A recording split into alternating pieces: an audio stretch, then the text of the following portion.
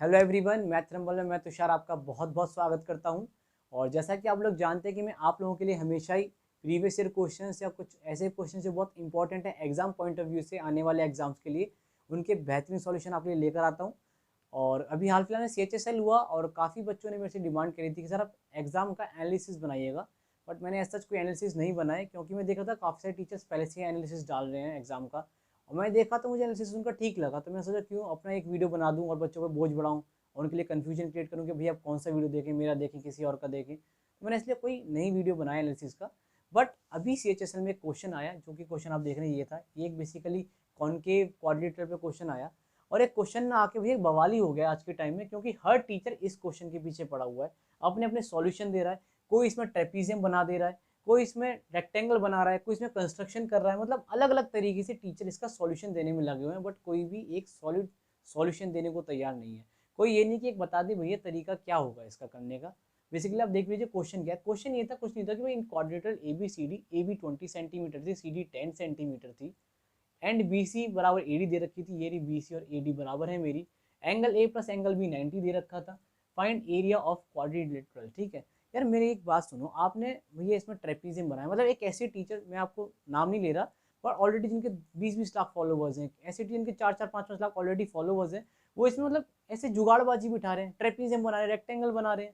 यार बिल्कुल भी सही नहीं है मेरे हिसाब से। आप ऑलरेडी इतने अच्छे टीचर हैं, आपके इतने अच्छे फॉलोवर्स हैं, तो आप एटलीस्ट बच्चों को कुछ सॉलिड कंसेप्ट दीजिए, ऐसे जुगाड़बाजी मत कीजिए। मैं आप खुद सोचिए कि बच्चे के पास एग्जाम में इतना प्रेशर होता है कि वो सोच पाएगा कि इसमें ट्रेपीजियम बनाऊं कि रेक्टेंगल बनाऊं, कि इसमें कंस्ट्रक्शन कहाँ करूँ मैं। आप खुद सोचिए। हम आप इनफैक्ट मैं अपने लिए भी कह रहा हूँ, इसके लिए 36 सॉल्यूशन निकाल दूं बैठ के अभी घर पे। क्यों कर पाता हूँ? क्योंकि प्रेशर नहीं है, 2 घंटे तक है, आराम से बैठ के निकालते रहेंगे वे। लेकिन एग्जाम में तो 2 घंटे नहीं है ना। एग्जाम में तो आपके पास लिमिटेड टाइम होता है सोचने के लिए। आप सोच पाए तो ठीक है, वेल एंड गुड, नहीं तो फिर आप छोड़ देंगे, आगे बढ़ेंगे। इनफैक्ट आप खुद भी जब एग्जाम में होंगे ना, तो आपके दिमाग में नहीं आएगा ये कि इसमें ट्रेपीजियम बना दे, कि इसमें रेक्टेंगल बना दे। आप भी इसे छोड़ दोगे एग्जाम में। आप खुद सोचिए, प्रेशर में बच्चा वही चीजें लगा पाता है जो उसने बहुत ज्यादा प्रैक्टिस करी है, या जिस चीजों के उसे फॉर्मूले पता है। तो क्या हम बच्चों को इस तरह के क्वेश्चंस के लिए एक फॉर्मूला नहीं बता सकते? अरे बिल्कुल बता सकते हैं यार, कोई बड़ी बात थोड़ी है।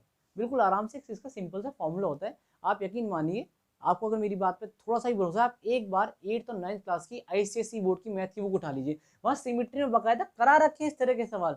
मैं तो ये देखता काफी सारे टीचर्स ने ये तक कह दिया कि ये सवाल CHSL में क्यों आया है, इसे तो और किसी एग्जाम में आना चाहिए। यार एक बात बताओ, मैं तो कहूँ CHSL में ऐसे ही एग्जाम आने पे मतलब क्वेश्चन आने चाहिए। क्योंकि आप खुद बताओ, आज के टाइम में CHL, सेल, CGL जो भी एग्जाम हो, इनमें ये हालत हो गई कि भाई 75% में तो कट ऑफ जा रही है, बच्चा सब रट के बैठा हुआ है। तो ऐसे ही सवाल आने चाहिए ताकि कट ऑफ भी थोड़ा मेंटेन रहे, कंपटीशन भी एक अच्छा रहे। हर चीज़ रटी रटी आ जाएंगी तो फिर कैसे बात बनेगी। एनीवेज मैं ये कह रहा था कि यार इस तरह के क्वेश्चनों में आप ना, जैसे ट्रेपीजियम बना रहे हैं काफ़ी बच्चे, रेक्टेंगल बना रहे हैं, बच्चा भी कंफ्यूज है कि कौन सा सॉल्यूशन ऑप्ट करे। तो इस सब चक्कर में मत पड़ो यार। हमेशा आप एक मुझे बात बताओ, अगर मुझे कल को स्क्वायर का एरिया निकालना है, तो मैं क्या इसमें से बीच में डायगोनल बना के दोनों ट्राइंगल्स के एरिया निकाल लूंगा? नहीं ना। मुझे इसका फॉर्मूला पता है, साइड इनटू साइड। फॉर्मूला लगाऊंगा कि नहीं लगाऊंगा अगर साइड पता है तो?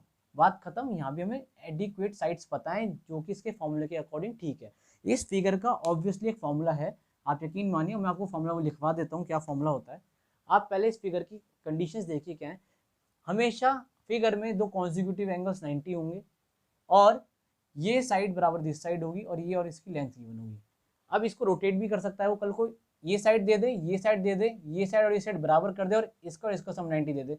तो इस तरह के क्वेश्चंस में हमेशा ही एक फॉर्मूला लगता है। वो फॉर्मूला ये है, आप लिख लीजिए, x² माइनस y² अपॉन में 4।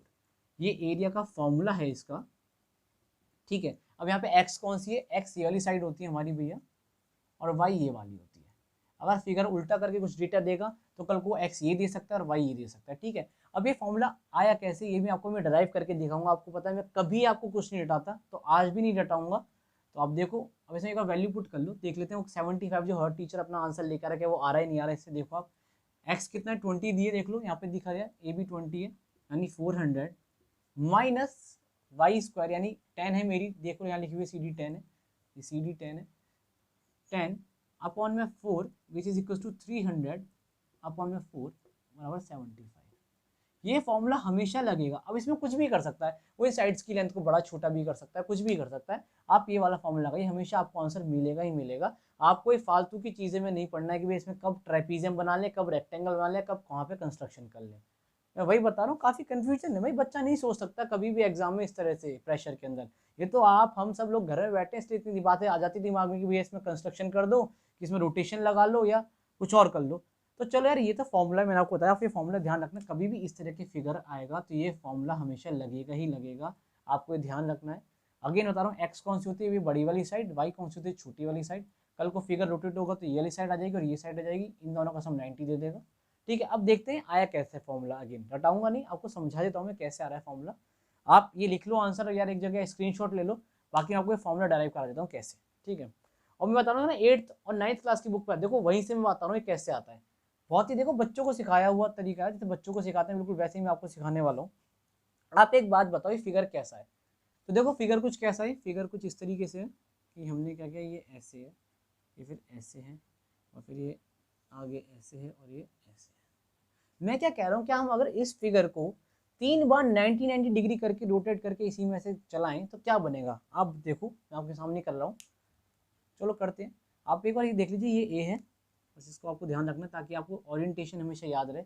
मैं क्या कर रहा हूँ, इसको ऐसे घुमा रहा हूँ, ठीक है, ऐसे पूरा घुमा दे रहा हूँ, तो ये अब एंगल ए इधर वाली साइड पे आ जाएगा, बी इधर पहुंच जाएगा। ठीक है, अब देखो ये जो लाइन थी मेरी ऐसे हो जाएगी, मैं थोड़ा इधर आके बनाता हूँ ताकि अच्छे से बन जाए ये फिगर। अब देखो ये ऊपर जाएगा ऐसे, ठीक है, ठीक, ये वाली लाइन इधर ड्रॉ हो जाएगी ऐसे, और ये ऐसे, समझ गए? ये मैंने क्या किया, यहाँ से 90 डिग्री इतना रोटेट कर दिया ऊपर। आगे फिर इसको रोटेट कर देता हूँ इस तरफ, 90 डिग्री और रोटेट कर रहे हैं तो ठीक है, ये जो ए था बेसिकली ये यहाँ आ गया। ठीक है, समझ गए आप? ओके, आगे चलते हैं, आगे और रोटेट करते हैं। ठीक है, दूसरे मार्कर से रोटेट करते हैं आगे। आप बताओ, अभी रोटेट करेंगे तो ये ऐसे ऐसे, थोड़ा लाइन टेढ़ी हो गई, सीधी कर देते हैं इसको यहाँ से। ठीक है, ठीक है, अब जैसी बन जाए आप देख लो, स्केल तो है नहीं ना। ठीक है, ये ऐसे हो जाएगा, ये कुछ ऐसा हो जाएगा, और ये ऐसे हो जाएगा। अब ये बेसिकली जो यहाँ ए था और यहाँ बी था, वो यहाँ पे ए आ गया, यहाँ बी आ गया रोटेट। अब अगेन एक और बार रोटेट कर देते हैं, एक और बार रेड से रोटेट कर लेते हैं। अब ये और रोटेट हो जाएगा तो ये इधर आ जाएगा, और ये ऐसे। आप कुछ ऑब्जर्व करेंगे कि ये भी क्या बनेगा ना, ये अंदर जो बनेगा, ये जो थर्ड टाइम रोटेट होगा, ये अंदर भी एक स्क्वायर बन जाएगा और ये बाहर भी एक स्क्वायर बन जाएगा। क्यों बन जाएगा अंदर भी एक स्क्वायर? क्योंकि यही साइड देखो यहाँ आई है, ये जो साइड थी ये वाली, मान लेते इसको अगर ए मानना हो तो ये वाली यहाँ पे आई है मेरी, ये यहाँ पे आई है। अच्छा, ये क्यों बन जाएगा स्क्वायर, इसका मैं आपको सब चीज़ का प्रूफ दूंगा ही दूंगा, आप इस बात की चिंता मत करो बिल्कुल भी। अच्छा, ये बाहर भी क्या बनेगा, एक स्क्वायर बन जाएगा। कैसे बन जाएगा? अच्छा, मैं क्यों कह रहा हूँ स्क्वायर बन जाएगा, ये आप समझ लो।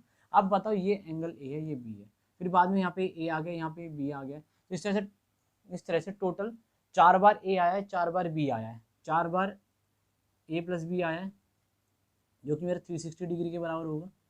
होगा कि नहीं होगा? 4 बार आया ना, ए बी, हाँ, तो 4 बार ए आया, 4 बार बी आया, जो कि मेरा पूरे क्वाड्रेंट में 360 के बराबर होना चाहिए। मेरा ए प्लस बी कितना आ जाएगा, यहाँ से 90 आ जाएगा। तो इसलिए क्या बनेगा, ये स्क्वायर बनेगा। ठीक है, क्योंकि हमें देख लें ए प्लस बी यहाँ पर 90 आ रहा है, और स्क्वायर में क्या होता है, सारे एंगल 90 के होते हैं, ऐसे सारे एंगल 90 के बनेंगे। अब ये स्क्वायर बन गया कि नहीं बन गया? ठीक है, अब मुझे एरिया केवल इतने का चाहिए, ये आपको मैं प्रूफ करके दिखा रहा हूँ कैसे होगा। ये तो चाहिए एरिया, तो आप देखो कैसे निकालेंगे इस एरिया को। आप एक बात बताओ, अगर ये मैंने साइड अंदर की ए मान ली है और मैं बाहर वाली को ऐसे बी मान लूँ, तो आप बोलोगे पूरे स्क्वायर का एरिया कितना है? आप बोलोगे बी स्क्वायर है कि नहीं? पूरे स्क्वायर का एरिया बी स्क्वायर है। ये बराबर होगा, बराबर होगा ये जो फिगर है, बना देता हूँ फिगर। ठीक है, फिगर का एरिया मैं फिगर से ऐसे बना देता हूँ, ऐसे, ये फिगर है ना, इसका 4 टाइम्स इंटू में 4 टाइम्स। ठीक है, यहाँ पर थोड़ा इसको मिटा देता हूँ मैं, ताकि अब तो आपने वैसे भी लिख ही लिया होगा इतनी देर में। 4 टाइम्स प्लस छोटे वाले स्क्वायर का एरिया कितना आ रहा है, ये ए स्क्वायर आ रहा है। तो मुझे अगर क्या इतने का एरिया चाहिए, इसका एरिया चाहिए, तो इसे क्या लिख सकता हूँ मैं, B square minus A square by 4 लिख सकता हूँ, लिख सकता हूँ अगर इसका एरिया चाहिए मुझे। कुछ नहीं, क्या ए को इधर ले गए और बाद में 4 को जो मल्टीप्लाई तो उसको उसके नीचे ले आए हैं डिवीजन में। तो आपने देखा, जो मैंने आपको फॉर्मूला बताया वही निकल के आ गया हमारे पास। और आप इस फॉर्मूले को ध्यान रखो, अगर आप ऐसे 36 जगह देखोगे, कहीं पर ट्रेपीजियम बनना है, कहीं पर रेक्टेंगल बनना है, तो आपको पेपर में ध्यान नहीं रहेगा। इन देन आपको फॉर्मूला याद रहेगा या जो आपने प्रैक्टिस किया है वो याद रहेगा। ट्रेपीजियम वगैरह ठीक है आप याद रख लो यार, लेकिन कब तक रटोगे, कल को डेटा थोड़ा सा मैनिपुलेट कर देगा, आप भूल जाओगे। तो इसीलिए मैं कह रहा हूँ, इसीलिए मेरा मन था कि यार मैं आऊँ एक बार और थोड़ा बता दूं बच्चों को, यार इन चक्करों में ना पड़े कि भैया ट्रेपीजियम बनना है कि रेक्टेंगल बनना है या कंस्ट्रक्शन करना है। आप सिंपल ये फॉर्मूला याद रखो, अब इसमें कुछ भी हो सकता है। आप देखो कल को वो इन का 90 दे दे आपको, ये साइड दे दे, अब कैसे लगाओगे ट्रेपीजियम आप बताओ। समझना क्या कहना चाह रहा हूँ, ये 90 दे दे, अब तो दिमाग में नहीं आ रहा ट्रेपीजियम, चलो ऐसे रखा है फिगर तो समझ में आ रहा है ट्रेपीजियम बना सकते हैं। ऐसे ऐसे में कब दिमाग में आएगा ट्रेपीजियम, कहाँ रेक्टेंगल, कैसे समझ में आएगा बच्चे के, नहीं समझ पाएगा। लेकिन ये फॉर्मूला तब भी लगेगा, ये फॉर्मूला तब भी लगेगा। तो आप इस चीज़ को याद रखो यार, और इस सब चक्कर में मत पड़ो, थोड़ा अच्छा पढ़ो जहाँ भी पढ़ रहे हो। तो मेरा बस यही रिक्वेस्ट है कि यार आपके ऑलरेडी इतने सारे फॉलोवर्स हैं इन टीचर्स के, जिन्होंने सॉल्यूशंस दिए हैं, तो वो थोड़ा लेजिटिमेट और तरीके दें, इस तरह के फॉर्मूले बता दें बच्चों को, ताकि बच्चों को इस तरह से सोचना ना पड़े ज़्यादा कि भैया क्या बनाए क्या ना बनाए। क्योंकि मैं आपको फिर कह रहा हूँ कि पेपर में प्रेशर के अंदर बच्चा इतना नहीं सोच पाता, वो वही चीज़ सोच पाता है जो या तो उसने बिल्कुल रट रखी है फॉर्मूले वगैरह, या उसने बहुत ज़्यादा प्रैक्टिस कर रखी है। तो आई होप आपको ये सेशन अच्छा लगा होगा, और मैं किसी टीचर की बुराई नहीं कर रहा हूँ, मैं फिर जाते आते कह रहा हूँ, मैं सभी की बहुत रिस्पेक्ट करता हूँ और सभी को दिल से चाहता भी हूँ। ऑब्वियसली सारे मेरे भाई जैसे ही हैं, वो मेरे से बड़े ही हैं, तो किसी की कोई डिसरिस्पेक्ट नहीं करना। बट है यार ये कि मुझे लगा कि यार कोई चीज़ ऐसी है जो मैं थोड़ा अच्छा बता सकता हूँ, तो मुझे लगा कि यार क्यों ना मैं उसे बताऊँ। बस यही है और कुछ नहीं है। तो मिलते हैं अगले सेशन में, बाय बाय, टेक केयर।